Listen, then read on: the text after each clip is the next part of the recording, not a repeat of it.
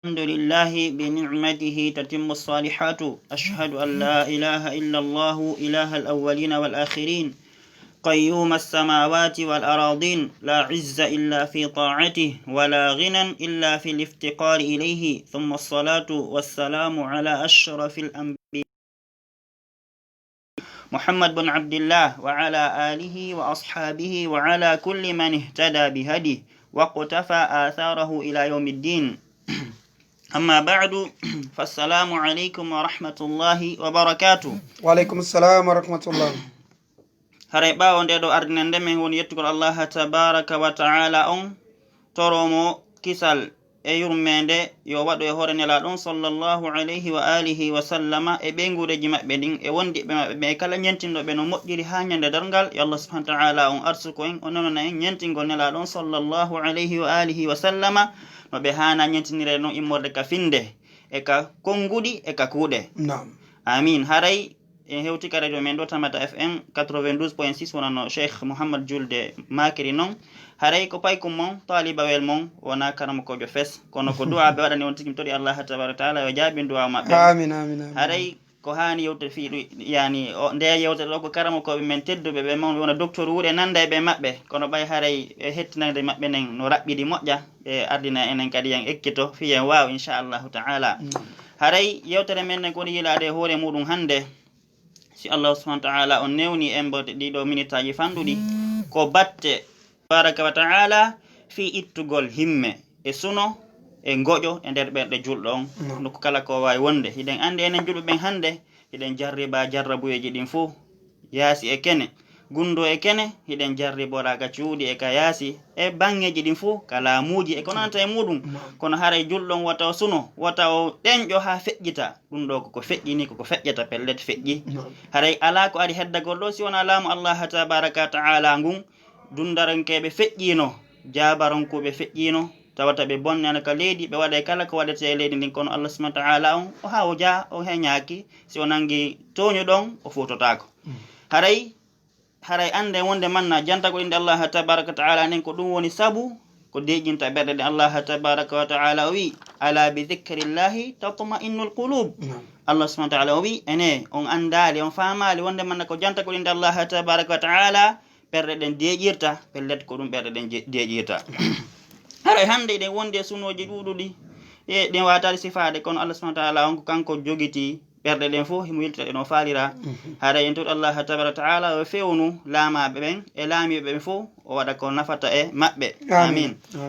haray anden wonde manna jantagol inde Allah tabaraka ta'ala ko ɗum woni cellal ngal tigi tigi ko ɗum woni lekkikin tigi tigi. haray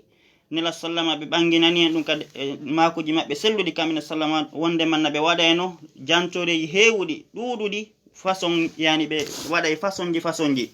haray ɓe janni en ɓe tindini en wonde manna neɗɗo mo heɓi goƴo walla suno jippi ɗum e makko yo wakkilo tinno o reno e hoore ɗo azkar ji ɗi arten jantagol ɗo inchallahu ta'ala. haray joli noon e ngal ɗo damal hadith ji ɗuɗuɗi ɗi yaltini ɗum karamokoɓe men tedduɓe ɓen ka defte maɓɓe selluɗe. haray en jolnay ɗo tun yoga e majji en wata jantade ɗi fo saabu noon maqam on wawata yonude hina andi radio ko leer woni ko happana. haray no toon jantoreji mawnuɗi taɓutuɗe nela ɗon sallallahu alayhi wa sallam sanga ɗum ɗo heeɓi ɓe si woni ɓe heeɓi suno ɓe heeɓi goño ɓe tindini sahaba maɓɓe ɓen ɓe tindini enen julɓe ɓen fof en jangoɗin ɗon jantoreji toroɗen Allah tabaraka ta'ala o itta en musiba men on o itta en sono men gon o itta en tampere nde wonde e muɗen nden. haray hadith ara noon walla jantore aranere nden ko nde ɗo jolude ka sahih bukhari e ka sahih muslim عن ابن عباس رضي الله عنهما أن النبي صلى الله عليه وسلم كان يقول في الكرب لا إله إلا الله العظيم الحليم لا إله إلا الله رب العرش العظيم لا إله إلا الله رب السماوات ورب الأرض ورب العرش الكريم. haray oɗo ko jantore aranere nden ni aro e fen sutugol nde yeeso inchallahu ta'ala. immere nden وروى أبو داود في سننه عن أسماء بنت عميس رضي الله عنها قالت قال لي رسول الله صلى الله عليه وسلم ألا أعلمك كلمات تقولينهن عند الكرب تقولين الله الله ربي لا أشرك به شيئا. هري تمون عن أبي بكر رضي الله عنه أن النبي صلى الله عليه وسلم قال دعوات المكروب اللهم رحمتك أرجو فلا تكلني إلى نفسي طرفة عين وأصلح لي شأني كله لا إله إلا أنت. Nayabong esakitoron e hadith yelen wala jantore jinna sallamatin ni janto se hebi suno e hebi tampere ka berne meden ka odo hadith jollo e abi sa'id an sa'id ibn abi waqqas radiyallahu anhu anna an-nabiy sallallahu alayhi wasallam qala دعوة ذي النون إذ دعا وهو في بطن الحوت لا إله إلا أنت سبحانك إني كنت من الظالمين فإنه ما دعا بها رجل مسلم في شيء قط إلا استجاب الله له. هري أودو ديدو حديث جد ناي ما دون ديدو جانتو ريجي ناي هري عاري فين ستقول إن شاء الله تعالى أندم باتني من دين دون سيوني وهبي سنو وهبي غوجو كندير بنا ماكو الله سبحانه وتعالى وهنچو دون ويتدون وانا يعني نو أمو إسابون إتتا توني أندر ميراون. haray hadith arano inu de wonde manna nela sallam be tindini en wi wonde manna si goddo meden hebi suno la ilaha illa allah rewete do e hore gonga ala nafari do lorro mo rewalon si wana allah tabaaraka wa ta'ala al azim mawlud al halim munyido o inni kadi o watta don la ilaha illa allah rewete do e hore gonga ala nafari do lorro mo rewalon si wana allah tabaaraka wa ta'ala rabbul arshil azim jon arshi mawlud لا إله إلا الله ربيتي روي هو رغونغا على نفري ودولار مريوالون سيونا الله تبارك وتعالى رب السماوات جون أسماء وجدين ورب الأرض جون ليدين ورب العرش الكريم جون أرشي تدو كيكين مون كيكين hareko hadith aranon di mom sallama fioti o do sonnajo o inni ene accata mi jannama kongudi tay wona hebi suno a hebi ngojo kambe der berne ma sa jangi dum Allah tabaraka taala witante o inni wonde man jannela ne sallam sinela sallama fioti goddo landike mo accata mi tinnama hunde ko pellet o do jabenden don hunde o gollitira kadi ara enen do hande e mapini moƴƴa fimen onno sunini Oustaz moƴƴa si woni innama kono sallama dumino e mudum jama onno yawiti pejidi moƴƴa wona deftere men hande ɓurde fannude ne hisnul muslim de do deftere ko honnude wi'a kono woni firo mayre on tigi tigi hisnul muslim ko hiwata juldo on ko kuru juldo on ko hiwata juldo on danda mo kala nambara e tana ko iwrata kayasi hoggo makko dum non wonto ko hiwata mo danda mo sidi andi si goddo no mardo dammi walla no mardo nayi si woni hiiri o to soggade onade ka der dingira majji kula majji aray do den enen jamanu welsini moƴƴe dino pe jantago inde Allah tabaraka taala ko non woni Oustaz haray me weltani ko men jarni am fota ya Allah subhanahu wa ta'ala yobon ko bure moƴƴude joddi haray dum do on addani en do lekkele molanade fi ko nyawndata ɗiɗo sunoji hande ɗiɗo sunoji no tampinde hiɗi lorrude moƴƴa hiɗon geli ɗum no naɓude woɓɓe goo haa ɓe warto ɗum no naɓude woɓɓe goo haa ɓe soñjo ɗum no naɓude woɓɓe goo haa ɓe nawna ɗum no naɓude woɓɓe goo haa ɓe lorro ɗum ɗo nona ko moƴƴi julɗo na yo suno ndaare cheikh aidul karni deftere nde ɓe windani en la tahzan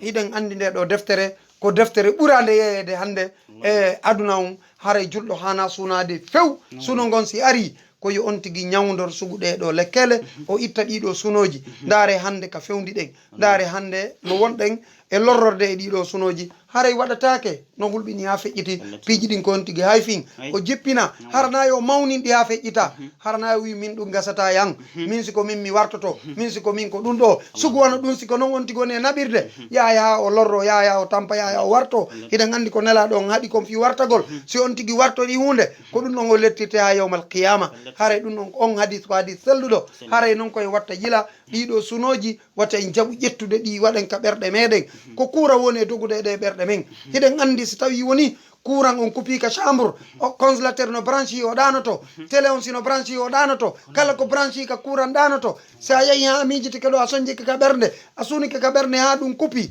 ka courant kupi o ko ɗum nanton o crise cardiaque haray tigi tigi on tigi yaray ɗo lakara no hulɓinori haray on weltanama on jarama on addani en ɗo lekki labakinama jasakumllah khairan nde ɗo weƴƴitande mo jasakumllah khairan wonni wonde man hadith ɗim mo musallama fewti oɗo sonnajo o landimo ene accatami tininama konguɗi tawi woni a heeɓi goƴo a heeɓi suno a heeɓi soñjaka nder ɓerde ma ko wolata sanga ɗum ɗon sonnajo wi tindinela en ala sallama jannelan haray anden noon wonde manna nden jannande ɗon koye bonande mofte maɓɓe ɗen fof wona tugga e maɓɓe tagga e meɗen aywa ko noon woniri no sallama maki wi'u Allah ko Allahu woni joomi an nde ɗo inde ɓuri mawnde inde Allah tabaraka taala nde fof majje ande Allah subhanahu wa ta'ala mari inde ɗuɗuɗe capanɗe jeenayi e jeenayi wotere manko ɗum yo timmu temedere sallamaki hadith mon nde mannamo hunjikeɗe mo faami firo majje gollitiri waɗi ko ɗe yamiri kon acci ko ɗe haɗi kon Allah subhanahu wa ta'ala naademo aljanna Allah subhanahu wa ta'ala newna e ɗum arsika e ɗum wonde manna wi ko Allah woni joomi an min mi shirkanta Allah tabaraka taala ko ɓuri e fanɗude mi shirkantamo few goɗɗo si woni ha o tampi ha tawata ko shirku ittino nden tampere makko ɗon hara o gaynali mawɓe men ɓe jaɓatano ɓattagol shirku few kone hande bonni needi tawata neɗɗon woni worɓe woni rewɓe eno naati o shirku no jumpa tun ɗo e ɗum defte no winda no wallifa kala mo koɓɓe no ɓanginde nambara ko woni kon awɗo shirku ala ko Allah subhanahu wa ta'ala yeddita ga holliɗo ha hewde shirku mo shirki ha maayi e hoore muɗum hara o ala aljanna few yo Allah subhanahu wa ta'ala dandu en ɗum Allah subhanahu wa ta'ala dandu hadith ɗimmo on ko da'watul makrubi kadi yani ko noddaleji tawata neɗɗo on si o heeɓi suno kadi toujours Allah subhanahu wa ta'ala ne sallama kane wonde manna wi'u allahumma rahmatak kan ya Allah ko yurmede maɗen arju woni komi jorti mi jortaki yurmede hay goto si wona yurmede maɗen Allah subhanahu wa ta'ala ko arrahmanu arrahim ede andi yurmede makko nen kanna ɗo hino mofiti no julɓe heferaɓe tun saabu noon ñuuƴi ɗin no ton jendilaji no ton cooji ɗin no ton ɗiɗo fof comme on defande ɗi Oustaz Julle goto Allah defande ɗi si wona Allah tabaraka taala woni arsukude ɗi ñande kala e weeti sonda kala e saayi ko Allah subhanahu wa ta'ala woni arsukude tagore makko nen fof ka holle ɗo yurmene makko nen noon lahara ko wonande gomɗiɓe ɓen tun Allah subhanahu wa ta'ala waɗa hen ɗum ton kadi amin haray ko ɗum windi wonde manna ko yurmene ma nde woni ko e goto wata accidan e wonkin ankin ko ɓuuri e fanɗude ko fotata e leppande yitere si neɗɗo on Allah subhanahu wa ta'ala accidimo e hoore makko ko yata maƴande yitere o halkoto o bonayi ko aduna ɗo o wonata neɗɗo few o wonayi neɗɗo perduɗo malkisaro ko aduna e ka lahara Allah subhanahu wa ta'ala dande ɗum o inni kadi ka sakkitode hadith Allah subhanahu wa ta'ala moƴƴinana fiyake jandi ndi masi majji hara enen kadi julɓe en ko ɗum ɗo hande jogitagol ni fi wargol élection ide maabi hono ɓe feƴƴirta woten sono woten maapo ƴetten ɗi duwawji janggen torode Allah tabaraka taala yo Allah waɗu heedo men enen e ayɓe men ɓen sabuna neɗɗo on kam mo mari ayɓe jinna woni cheytane yimɓe e jinna fof no jilli kono si woni on tigi jogii ɗiɗo du'aji o andi ko ɗum ne fiiɗi e anndo e joni importance andugol firo majji on kadi yeeso inchallahu taala o inni wonde manna la ilaha illa anta reweteɗo e hoore gonga ala nafa rewɗon lorra mo rewale on si wona an Allah tabaraka taala si daari duwawji ɗi ndi mes majji ɗi mofti ɗum ɗo o inni kadi duwaw ɗi tammo on walla sakkitoron ko da'watu dhinnun ko duwaw oɗo annabajo tedduɗo mo Allah subhanahu wa ta'ala suɓi waɗi annabaji waɗi nelaɗo ko ɗum woni annabi Yunus fewndo Allah subhanahu wa ta'ala ukkimo ka nder reedi lingingil himo nder ton o tori Allah tabaraka ta'ala o ruttini wigol ɗo konngol la ilaha illa anta subhanaka inni kuntu min az-zalimin he oɗo ko duwa mawɗo ni neɗɗon andi oɗo duwa ko duwa mawɗo ni o duwa ka welsindade muɗum o wi wonde manna la ilaha illa anta reweteɗo o hoore gonga ala nafare ɗo loro rewalon si wona Allah tabaraka taala hilan filliti ɗum hilan gomɗini ɗum haray subhanaka laɓal wodanima senade wodanima ya Allah tabaraka taala innino min kuntu mi laatika min az-zalimin ko jeyaɗo e toñuɓe hoore mum o irriti wonde man o toñi hoore makko o rutti ɗum ɗo ko Allah o yafanoma Allah subhanahu wa ta'ala yafanimo bakkatu makkon o ƴawi ka nder ngel hay fus waɗanimo Allahu akbar ɗum ɗo ko hunde mawde ni sallam maki ka sakkitode hadith fa innahu tabiti man ma da'a biha rajulun hay neɗɗo hay goto do ta oɗo du'a muslimun kadi julɗo dey ɓe précise moƴƴa yani neɗɗo woni suddiɗo woni gorko woni payko woni mawɗo o do ta oɗo du'a hara ko julɗo e hunde sattirde mo kadna ɗo si on Allah subhanahu wa ta'ala mo jabantomo on ɗon du'a makko Allahu akbar ko hunde mawnude hare ande ɗeɗo hadith je nayi ko du'awji mawnuɗi selluɗi tabutuɗe ena ɗon sallama ñawdiri ɗum hoore maɓɓe ɓe ñawdiri ɗum sahaba maɓɓe ɓe torike yani ɓe janni ɗum sahaba ɓen wonde man ɓe toro ɗum ɗo Allah tabaraka ta'ala si ɓe heeɓi suno ko ɗum ɗo woni lekki suno e goƴo e himme si neɗɗo on heeɓi wallahi alladhi la ilaha illa hu kanamo ko jom o wi wonde man no wondide Allah tabaraka ta'ala in ata biha al muslimu al insanu muta'ammilan ma'naha si woni neɗɗo on jangi ɗo jantoreji haray mo taskade firo majji on himo andi ko honɗum ɗi tindini himo jokki ko ɗi yamiri kon himo acci ko ɗi haɗi kon Allah subhanahu wa ta'ala ittanemo sunno makko on fewwoni accata ton ko ɓuuri fanɗude miskala darra fotata e ato mum Allah subhanahu wa ta'ala accantamo e sunno makko ka nder ɓernde makko ɗum ɗo woni lekki nafaki kin ɗum ɗo woni du'a yani lekki wonduki e barki kin woni kon ka ɓerɗe ɗum ɗo Allah subhanahu wa ta'ala ittay ɗum few walakin yahtaju al muslim idha qala hadhihi al adhkar al mubaraka an yata'ammala fi ma'naha kono no hatto ngene julɗon nde o wolta ɗiɗo konngudi nde o jangata ɗiɗo du'awji haray mo andi himo taska du'ade firo majji on ko dum hittini wonde manna neddon si o jangay yo eto yaaka karamo ko be sunna ben andube ben deftere Allah tabaraka taala den noddebe ben fi deftere Allah tabaraka taala den sallallahu alaihi wasallam har wana fi belede wana fi hore mabbe wana babangol hore mabbe wana yungangol fedde hay fus fi Allah tabaraka taala yo rewe haro shirkanaka ko dum wadi كرمكم بمي إن الإتيان بالأذكار المأثورة والدعوات المشروعة بدون علم بالمعنى وتفقه في الدلالة ضعيف التأثير قليل الفائدة الله أكبر جنت مسلم تدبي قول لو كونغول كرمكم بمي ما يقول دمنا نتون سيوني يؤدي أذكار جانتا دين tabitina salama janti ke dido janto reji dido azkarji kono filla mabbe be tabiti be wadi be gollitiri an kadi sa andi dum a gollitiri hare non no haton jini ya andu ko hondon di faanda honno woni firo majji honno woni faandunde majji on si woni a wada lun do hare andu wonde manna batte mum on fanda e mojja batte mum batti gongol jasay ko dum hande hebude ko dum jariba den eden jantade andal Allah subhanahu wa ta'ala kono yani batte on no fandi mojja hino jaasi mojja yani den du'ade den torade Allah tabaraka taala ena tade du'a jini ala jabade ande wonde man neddon so torik Allah tabaraka taala du'a makko jaborte façon jitati jaborto façon jitati façon arano on Allah subhanahu wa ta'ala toroda mako faala kon sa julle lan faala hewde hajju mi ala hay 500 francs Allah subhanahu wa ta'ala on eltana ma musdo ma walla neddo juldo wi waka yiwata orayna o inna ala jien nam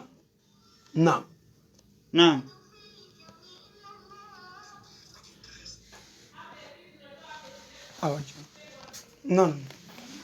haray musidɓe julɓe tedduɓe wonɓe ɓen ka lawol kisal haray min weltani ko min duwani ko min jarni on fota yo Allah subhanahu wa ta'ala yoɓon ko ɓuuri moƴƴude e joddi haray tigui tigui on hande ɗo kadi en heeɓi lekkide ɓayru wona menen laggine gatu woni ko suni onon kadi gaɗa ton iɗon suni moƴƴa haray noon ɗe lekkele ɗo wakkilo ɗen gollitiren ɗe ɗo ɗum ɗo ko pikirji ɗum ɗo ko programme ji labaɗi haray ɗi nafay on moƴƴa wakkilo ɗen dey wata en accitu ɗiɗo wata en terto ɗiɗo wata en hawku ɗiɗo wata en accitu ko nelaɗo Mouhammad sallllahu alayhi wa sallam golliri kon e koɓe ittiri suno enen kadi ittiren ɗum ɗon goɗɗum ngo ara ɗo yo on tigui ɗaɓɓoy ɗo nokku goo ka o perdata dina makko o perda golle makko moƴƴe ɓayre ɗen fellitani hoore meɗen siɗen faala wadde misal oɗo sirka sen daari oustaz koko mako ɗon ɗo nane wallahi so tawi on juuli ɗo julde goɗɗo yetti ka on nde ɗo jaɓaka on seytina fi oustaz nam haray tigi tigi on o weltanama oustaz en min jarni on fota Allah subhanahu wa ta'ala on weltana on haray oɗo sirku no hulɓini hare noon ɗo yo on tigui accu ɗiɗo du'awuji o terto ɗum ɗo fof o yaha ka o waɗata sirka o perda ɗeɗo dewe makko musidɓe julɓe tedduɓe haray oustaz en si goɗɗo wi on ɗo joni o fanamo julɗon ɗo o jaɓaka few on seytinayi si tawi noon alansara o yahankijo kadi o ya futorogoy hanki koko juuluɗon noon lewru si ɗum jaɓaka itti e sikka noon ko bonnanta on dewal mol ngal fof oustaz ko ɗum waɗi oɗo annabaɓe ɗuuɗuɓe page goto yaade 17 suratul anam ashraku la habita anhum ma kanu ya'malun no woni ɓeɗo fosi ɓe shirkanu Allah tabaraka wa ta'ala golle mabɓe ne fof poɓayno perdayno annabaɓe fewtama wiyama ɗum ɗo enen gono wi Allah subhanahu wa ta'ala firni rasulullah kadi wala in ashrakta la yahbatanna 'amaluk wa la takunanna minal khasirin Allahu akbar Allah subhanahu wa ta'ala dande ɗum arende wonde man du'a julɗon so toriki Allah tabaraka wa ta'ala hino jaboro façon ji tati arando wiwde wonde man so julde goɗɗo joni lan hatto ngin yogo saudi hajjoygol mi ala 500 francs suudu fi ɗum ila maapi ila faala ɗum Allah subhanahu wa ta'ala elta julɗo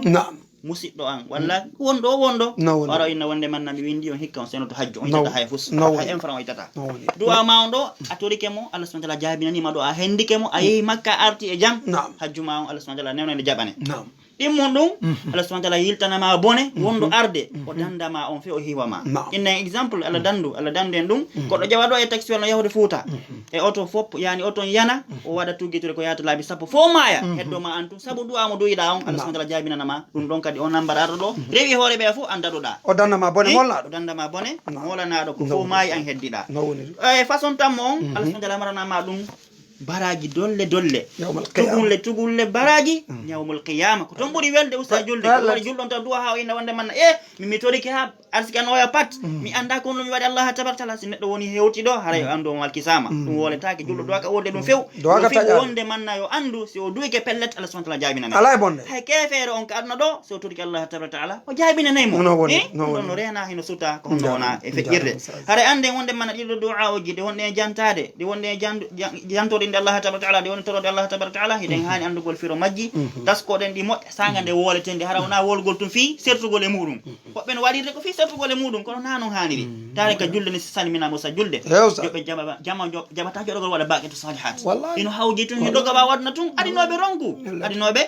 enen kadi anden wonde manna ko nebi ma yawa iway ka holle do yanka der kaburu meden yata ka julirde law iway to law no hawni ha no hulbini ha fiji to Oustaz Allah santala damde dum hare ande wonde man hede hatun jini famugol dido azkar jina sallama domino e wadugol mudum enden di famen di golitirendi kadi sen dari en taskiya dido azkar ji nayi de jantiden do fo fop maji di fotte hunde wotere ko non den hunde sallama maki wonde man ko fi tawhid on ko fi finde den huwa tahqiq at-tawhid alladhi khuliqa al-'abd li ajali sabu dum neddon tagira ko dum neddon tagira addara ko holle do ko fi rewgol Allah tabaraka ta'ala Allah subhanahu wa ta'ala wa ma khalaqtul jinna wal insa illa liya'budun mi tagirali jinnaji de yimbe be si wona fi be rewa mintu hada biskana Allah hare anden wonde man ido awji di jantiden do di nayi non di fop maji di fotte hunde wotere ko dum woni wotindingol Allah tabaraka ta'ala wajjindingol mo kadewal hada shirkanali hada kafidali mo ay goddum go haray dum do no haton jini modja neddo juldon andu dum yo tasko din don muradi modja o anda wonde man na ko Allah subhanahu wa ta'ala woni jabino du'a si Allah subhanahu wa ta'ala jabina du'a ala jabina no ma du'a haray kono kadi sa andi an hida wakkilode Allah tabaraka ta'ala ko wadi karam ko be ittikhadul asbab la yunafi at-tawakkul ala Allah jogitagol sababuji dagidi din fu fiino onti hebir arsike dagido dum riwa onti wakkilore Allah tabaraka ta'ala ko sabuji moddi din onti ki maaw jogitodi jottaga surto en min ko baygo mi wonu tun juulugol wonu tun jangol alquran hana mi dabbale fus arsike on tawaylan do dum wona no haniri ene andi tan Umar alayhi radiyallahu anhu o han ko jodi do taw ton be faccina be ina wonde man be yaltube ya be dabba arsiki Allah tabaraka ta'ala asma kadi yamiri si woni noddina nama fi juma yaw juulen juma hagasa yalte dabben arsiki men on hara jodaaki inogol toro julbe ben dabbira be faabo hara ala memminde hay ko jodo puyda ka quartier puyda ka woni wo puyda jemma puyda nyalorma puydina wobbe no tawa e ko hulbini be puybe ko buri kon ndey be puyda be puydinora kadi wobbe si kambe tumbe puydata hare no hulbini ha fejjiti Oustaz haray o weltanamo jarnama fota naam sandari hadith sakkitoron o du'a mo annabi Yunus du'i on ka fendo wonno ka der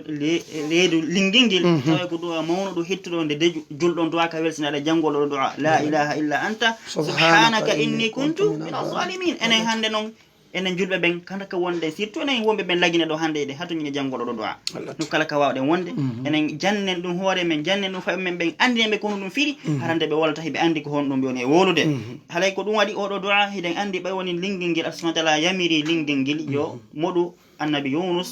o yamirano gil ngil nyaamu ngil wela kono asma ta'ala yamirano gil yo gil nyaamu ko won non den ember kala asma ta'ala happani mo kon on sama ngil tuttamo ka fongo haray bay woni on haati ton himo der ni be tati nibe reedu lingingil no woni nibe niwre jemma niwre maayo ngon nibe foppo hino ton o irriti don faljere makko nem o irriti ton bone makko o fewti Allah tabaraka ta'ala o wadani mo finde sellunde o indi man la ilaha illa ant fellat mi filliti mi fibi wonde manna rewetoro ala siwana Allah tabaraka ta'ala inni no min pellet Yunus min jiyama min az-zalimina to ni hore an ya fa no lam bakka to Allah subhanahu wa ta'ala ittimo e odo suno e ngodo tampere ko woni e mudum Allah subhanahu wa ta'ala yaltinimo himo selli hay fus wadali mo haray ande wonde manna ara nun dum taw fiyake neddo do andude ko e dido du'a wuji al amru at-tauhid la ilaha illa anta subhanaka inni kuntu minaz zalimin wonde manna dido du'a wuji naydi jangiden do inde ara nun dum fiyake ara non di mofti wonde manno ko Allah subhanahu wa ta'ala tun woni ko handi e dewangal kala ko wadana dewal ko wona Allah tabaraka ta'ala ko mere kala wadana dewal ko wona Allah tabaraka ta'ala on don ko malki saado ko aduna kala akhara Allah subhanahu wa ta'ala dande non fiyake di mon wonde man nahi mo labbini Allah tabaraka taala e kala ko fan jaasi Allah subhanahu wa ta'ala ko timmude fi ko jidi fop maggi Allah subhanahu wa ta'ala subhana rabbika rabbil izzati amma yasifun Allah subhanahu wa ta'ala o yaabi nani o laabi o senike e kala ko shirka be sifoto mo wonde man mari biddo mo mari dum do e dum do fi yake tammon al i'tirafu bi zulmi wa taqsir inni kuntu min az-zalimin neddo si woni o wadi bakkatu yo girrito bakkatu makko to wadu bakkatu deppito e mudum o wona e mudum o faami kino wonnade Allah tabaraka taala ko non bol binade hare ande bakkat heddota ko wondugol istighfar bakkat ko fandi o si on tino deppiti hore makko o duure tun o mawne tun on ti yawitike dum ko dum woni on ti yawitoto ha on ti ko kanadi tara andal fiya kina e bon ko woni ko yewdo du'a mo annabi Yunus du'i al-ubudiyyah lillah subhanahu wa ta'ala wa i'tirafuka bi annaka 'abdun lillahi 'azza wa jalla wa la ghina laka 'an illahi tarfat 'ain fa hada fi 'ilajin 'azim wa shifa'un mubarak hare wonde manna naye bon fiya kina e bon ko woni ko du'a annabi Yunus on ko maccindinagol Allah ta'ala qirrito wonde manna ko jiyaado Allah tabaraka ta'ala o wawata wonde baw Allah tabaraka ta'ala ko buri fandude leppande yitere goddo wata yondinode Allah subhanahu wa ta'ala no sifori wo neddo ko jiyaado Allah subhanahu wa ta'ala kanko tagu don kanko jeyi kala ko woni kon ka hore leedo goddo wata wonde e yani wonande hoore mum tun kala ko neddo wadi yani ko woni e hoore mum ko hoore nemaji Allah tabaraka ta'ala gadi woni e yata neddo si wona do yedde Allah subhanahu wa ta'ala ko simo haari ko dum wadi ka nder sumay haray fiya ko jidi wonkindi ni fo no habba no jogita no sera ha hattiket shaytan jidi no kolba sabu non on don say jamma on ko maapi ko honno sedita korka kan si wonti woni nyaami haari ko don non tuyo makko immoto ko don no yedata Allah tabaraka ta'ala si be nyaami ha be haari be har non amugol si be nyaami haari no be har non wujjugol yimbe ben ko si be wadi nemaji Allah subhanahu wa ta'ala gadi yeddira mo kadi ko dum wadi non hana neddo nema on si o dumato ko ma on tigi giritano Allah tabaraka ta'ala wonde manako immode ko Allah subhanahu wa ta'ala wala in shakartum lazidannakum wala in kafartum inna adabi la shadid pellet si woni on jarni la hore nemaji andi mi weda non ko pellet kadi so yeddi la hore nemaji andi hare ande wonde man lette ande hino tindi hide mawni hide musi nam hare on jarama o weltanama fota haray hiɗen ka radio tamata fm hande kadi en heɓino tamire moƴƴa e ɗiɗo askarji haray fewten allahu subhanahu wa taala toroɗenmo ko kanko woni ko wallata en ko kanko woni ko wallinorten ko kanko woni ko ɗaɓɓirten ballal haray o weltanama on jarnama fota joni haray meɗen jonna on ɗiɗo numéro ji hara on waway noddude ɓeyden wallidirde inchallah haray ko 662 16 33 99 et 628 49 75 83 ko toli moɗon hiɗon weltana hiɗon jarna hiɗon tolna hiɗon ɗaɓɓira publicité ji mon ɗin ka radio tamata fm immorde koloma haray meɗe wiya on shukran lakum wa jazakumullahu khairan ya oustaz tafaddal haray me weltani kon fota on nyawdani men do hande kadi ko duudi yo allah moƴƴina o malna o hisina amin haray no tonka du'a o jeludo en la don sallallahu alaihi wasallam fi yani neddo hebi suno hebi tampere o hebi bittene kande be makko hadith mo فيلا كمسند الإمام أحمد وغيره عن عبد الله بن مسعود رضي الله عنه أن النبي صلى الله عليه وسلم قال ما أصاب أحدا قط هم ولا حزن فقال اللهم إني عبدك وابن عبدك وابن أمتك ناصيتي بيدك ماض في حكمك عدل في قضاؤك أسألك بكل اسم هو لك سميت به نفسك أو أنزلته في كتابك أو علمت واحدا من خلقك أو استأثرت به في علم الغيب عندك أن تجعل القرآن ربيع قلبي ونور صدري وجلاء حزني وذهاب همي إلا أذهب الله همه وحزنه وأبدله مكانه فرجا قال فقيل يا رسول الله ألا نتعلمها فقال بلى ينبغي لمن سمع أن يتعلمها أولو حديث كتكو حديث مونو دوم سلامة تنديني يميرين جوني لكي سيهبي سنو هبي سنجا هبي بيتين كا بينغوريجي كا وندي بيكا كلا فياكي الحالي ما أنو فيوندوري ترى الله تبارك وتعالى ترى رام أو دو دعاء مونو دو هيتو دو مو جاني ان دو وندي من سلاماكي كلا نت دو هبتا sonja bittende suno himme kande berne makko wiya allahumma ka ya allah inni no min abiduka komi jiyaado ma komi jiyaado ma komi haton jinɗo e maɗa komi ɓiɗɗo jiyaɗo ma kadi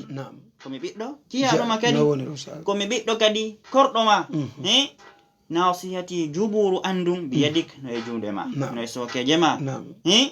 maadin fiya hukmuk ko feƴƴe ɗum e aɗan e an ñawode no ñawɗande an mi ala feere mayre pellet koddureji Allah tabaraka taala ɗin goɗɗo watade sakkade ko kala Allah subhanahu wa ta'ala ko yiɗi kon wadde ma waɗa ko wadde neɗɗon si woni o fandike hunde woniralno fanderji noon yo wi qaddara Allahu ma sha'a fa'al naam tala hoddidi kala ko faala kon ko ɗum waɗata a wata inde simi andu no waɗire ni simi andu mi gerdani hara uttani shaytane lawol tajabu shaytane udditanama lawol ka haltoɗa wa dhahaba hammi illa adhaba Allahu hamma wa huwa gon ko no woni o inni kadi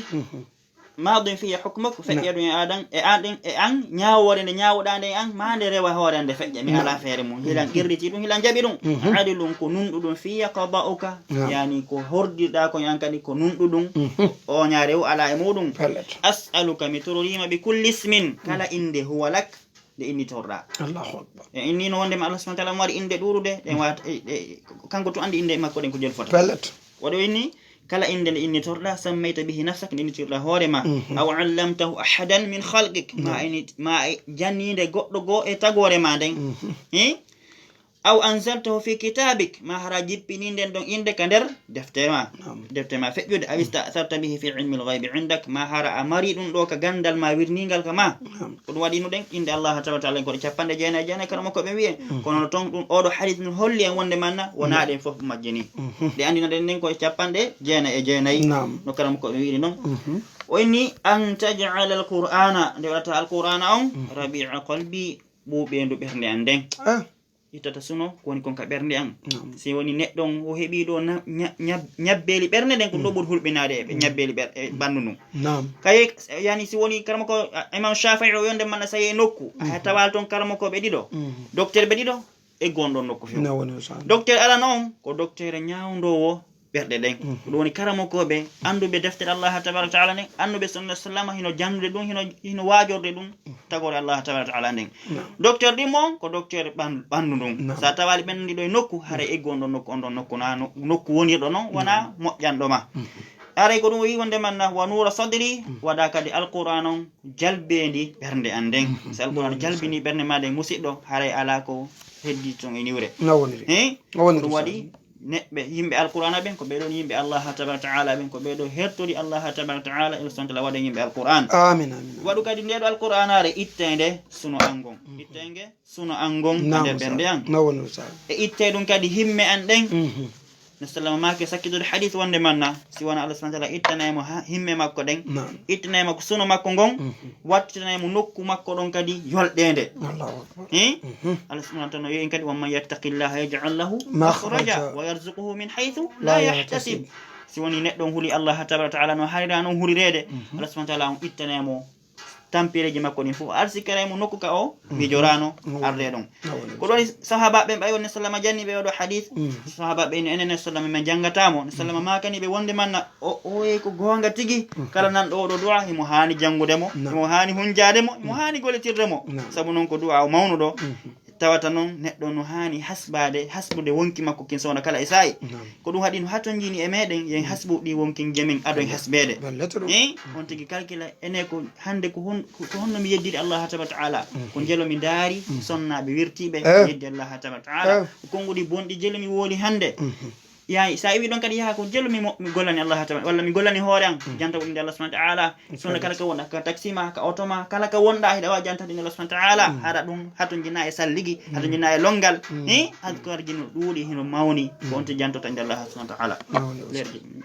numéro ji Oustaz haray ha joni hiɗen ka radio tamata fm 662 16 33 99 et 628 49 75 83 ko tolimoɗon ka tamata fm oustaz en mi weltanike on min jarni on fota o waɗani en ɗo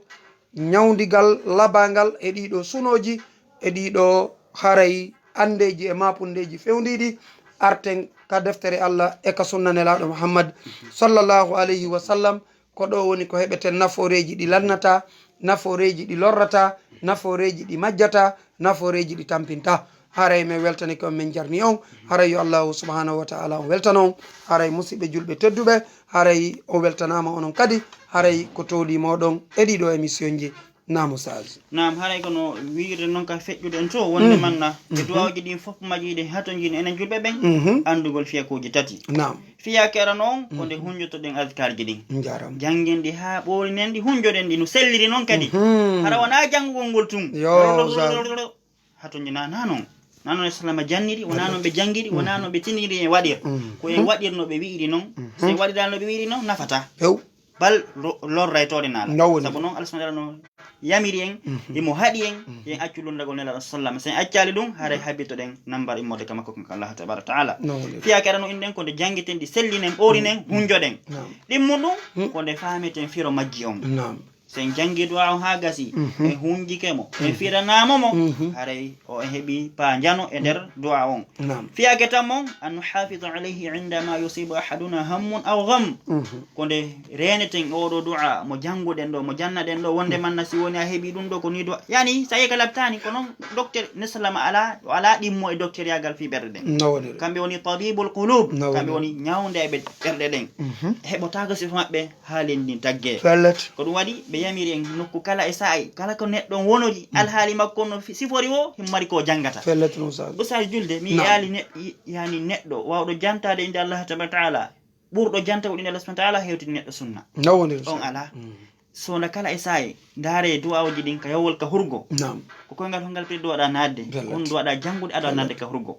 koyngal hongal pre duwaɗa yaltinde siɗa yalti ka hurgo on duwaɗa jangude sa yalti ka hurgo ka juulirde lawol ma taw ugol ka suuru yaha ka juulirde no wari ko jangete si a faalama welade walagol duwa salligade ha moƴƴa taw moccitoɗa mocca ɓeygure ma nen si waloɗa haɗa ɗo kan hato jin enen ɓeygureji ɗin ene sonnaɓe hen duwa wadde programme labaɗo e télé ɗum ɗo fay koy ko haɗa accitirali koye ni moccen koye mocciren koye alqouran on e sunna sallama on waɗen tututore wonde hande mi mocceɓe janggam moccaɓe ɗum laaɓa ha heɓɓana kadi fayɓen onno waalo law harana ono yo kippoy ka sambour to haray ka accidonɓe kamɓe téléji ɗin ka salon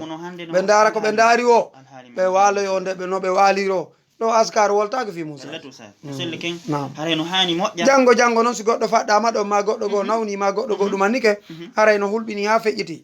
on tuma noon on tigui noon artoya noon kadi e koko moccirte e ka moccoɓe e ɗum ɗo e ɗum ɗo e ɗum ɗo lekki ɗum haray yon tigui eto ñawdora ɗum ɗo kenente ɗo yo honno woniri noon nam Oustaz ko noon woni ɗum ɗen on tigui anda yandi yani sey ka labtani ɓe winana inne londe men docteur jom winna lekkellen ko ni bimbiɗe ɗiɗi ñalolma ɗiɗi kikiɗe ɗiɗi haray kadi ɗo kono sallama wiiri noon ko noon ɗo waɗen warrude ɗo waka feƴƴitade ɓe en ɗo waka raɓɓindinade kaɓe waɗi kon en waɗen embere no ɓe waɗiri noon ɗino ɓe sa'i no ɓe waɗiri noon ɗum waɗi no toon du'aji jangueteɗe adkaru sabahi wal masa'i adkaru nawmi adkaru yani deftere hisnul muslim nden yo jama on jogui to nde moƴƴa taɓe yawi to nde taɓe fanɗin alhaali mayre on ndaare kadi musidɓe men tooliɓe firani en nde kadi nde fof e pular ɗum kadi no woodi jama julɓe tedduɓe ɗum kadi no woodi hato jimɓe moyo humpodire Cheikh julde inchallah haray ko non woniru haray du'a o jiɗin si woni sowaka on juulama ɗo nangen fuɗude ɗo toon du'a o jangueteɗi neɗɗon duwaka welsindade e majji fe woni jonon si woni ha ɗanoto ha nangen fuɗa Oustaz o yurmi no hawni ha feƴƴiti no hawni yurmi alhaali mo fewno ɗum hande internet toon weeɓitike darugol téléphone ji ko woni toon kala ko ari dara ɗum ɗo